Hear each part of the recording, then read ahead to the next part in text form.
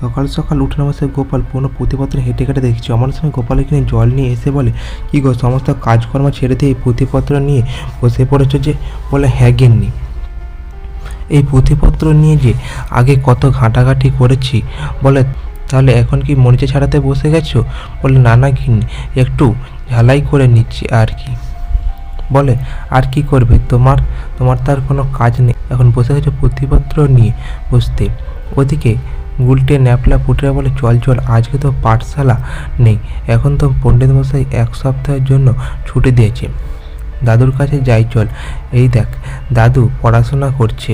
চল চল দেখি তো দাদু কি পড়াশোনা করছে। ওরা চলে আসে। ওদের দেখে গোপালের গিন্নি বলে, ব্যাস এবার তো হয়ে গেল, এবার চলে এসে তোমার ছাত্রছাত্রীও হয়ে গেল তো, তাহলে একটা টোল খুলেই বসে যাও।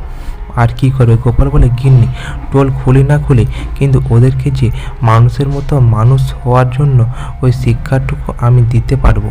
উল্টে পুটি ন্যাপলা বলে, দাদু এটা আবার কি গো?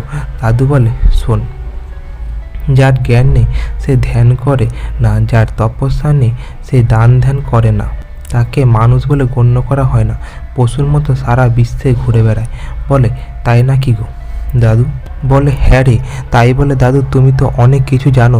তো বলে, এই সামান্য টুকরে। তারপর গোপালের গিন্নি বলে, এইবার জ্ঞানের ঝুলি নিয়ে বসে পড়ো। আর কি করবে? অমনি বলে গোপালের গিন্নি ঘরে ঢুকে চলে যায়।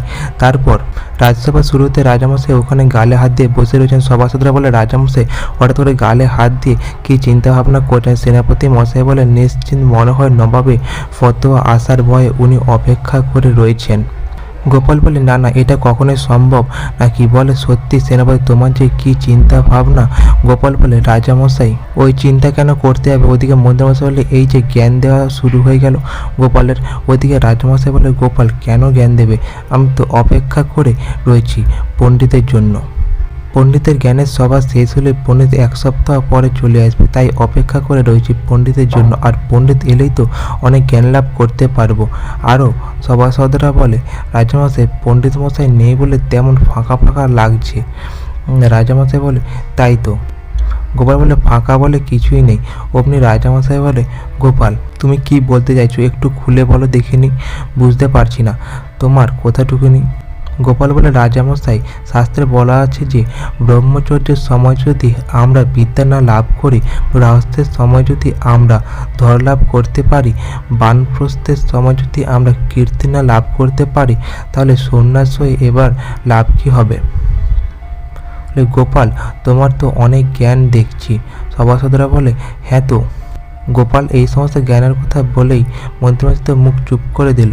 মন্ত্রীমশাই বলে, চুপ করাচ্ছি, গোপালকেও মজা দেখেই ছাড়বো। রাজামশাই বলে, মন্ত্রী বেটা তুমি চুপ করো, বরং গোপালের কাছ থেকে একটু শিক্ষা লাভ করো।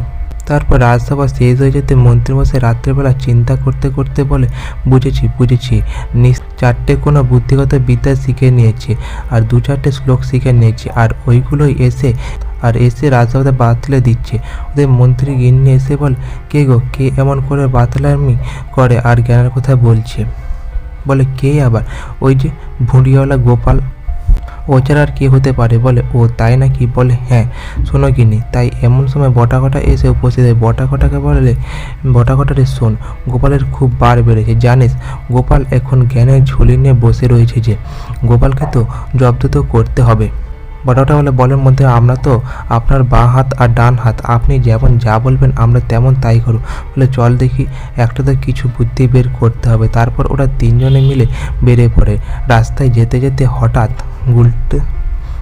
উল্টো দিক থেকে একটা ব্রাহ্মণকে আসতে দেখে। তারপর ব্রাহ্মণটা ওদের পাশ দিয়ে চলে যায়। সঙ্গে সঙ্গে মন্ত্রীমশাই আর বটা বলে, এই যে ব্রাহ্মণ, কোথায় এসছো আর তোমার বাড়ি কোথায়?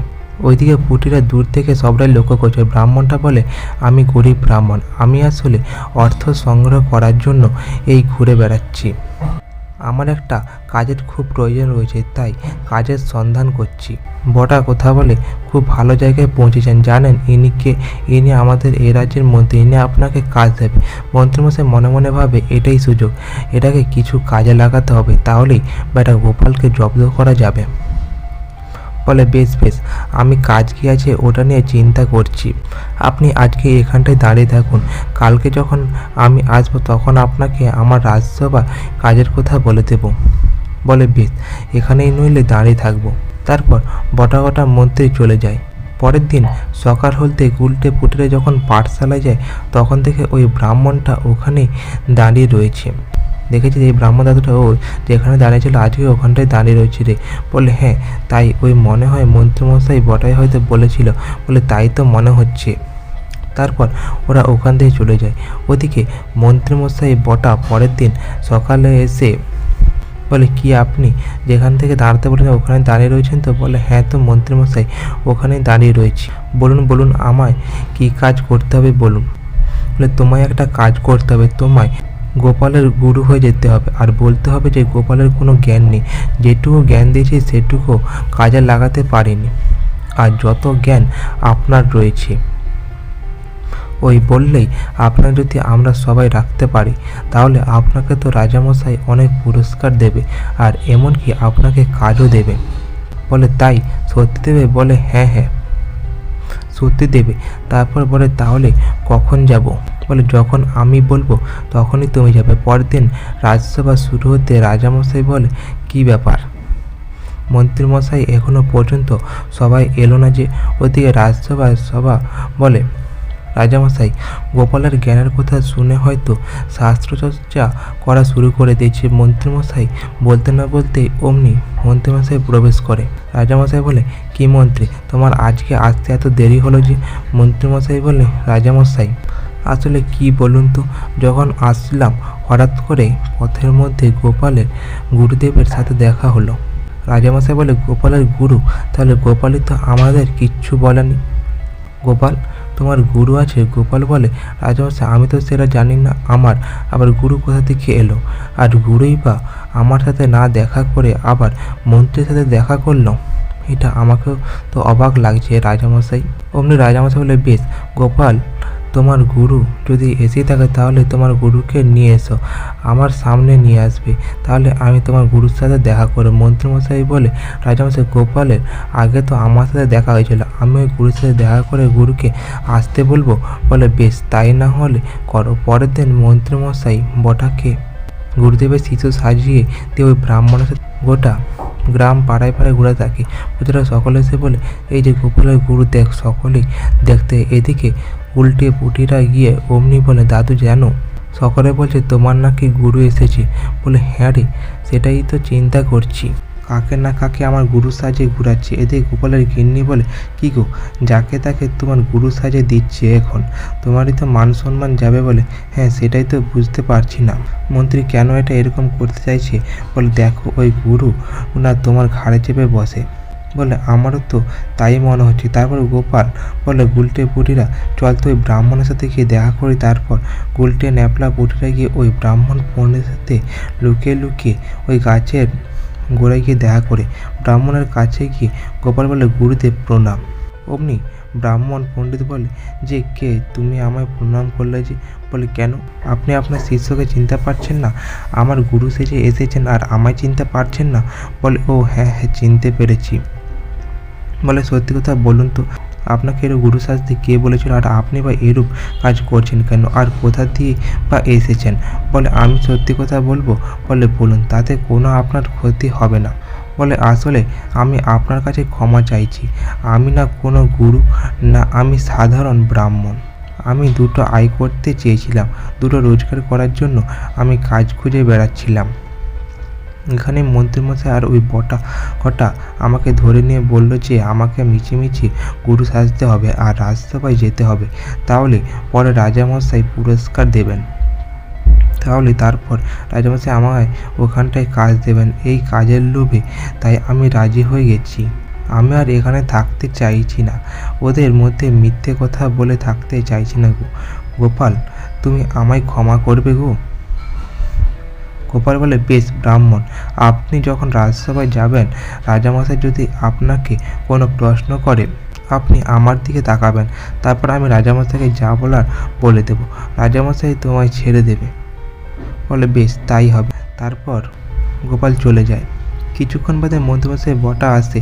মন্ত্রীমশাই বটা ঘটা এসে বলে, এ ব্রাহ্মণ প্রসাদে তো চলো চলো, রাজসভায় তোমায় আবার যেতে হবে। ওদিকে ব্রাহ্মণ মনে মনে ভাবে যে না, এরা তো ভালো মানুষ না, এরা আমাকে ফাঁসানোর চেষ্টা করছে, আর আমাকে তো এদের এই ফাঁসানোর ফাঁদ থেকে বেরোতেই হবে। তারপরে ব্রাহ্মণের সঙ্গে বটা করা শিষ্য এসে রাজসভায় উপস্থিত হয়। রাজামশাইকে প্রণাম জানায়। রাজামশাই বলে, আসুন আসুন, আপনারা হচ্ছেন গোপালের গুরু, তাই তো? বলে, হ্যাঁ, আর এরা আমার দুজন শিষ্য। বলে, নবাব প্রণাম নেবেন গুরুদেব? আচ্ছা, আপনার তো নিশ্চিত অনেক শাস্ত্র জ্ঞান রয়েছে আর অনেক বিদ্যা রয়েছে। বলে, হ্যাঁ আছে। মন্ত্রীমশাই বলে, রাজামশাই, গুরুদেব বলেছিলেন গোপালের নাকি কোনো শাস্ত্রজ্ঞান নেই, শুধু শুধু এই 2-4টে শ্লোক পড়ে এসে আপনাকে এইরূপ করে বলতে থাকে। বলে, তাই নাকি গুরুদেব? গোপালের কোনো শাস্ত্রজ্ঞান নেই?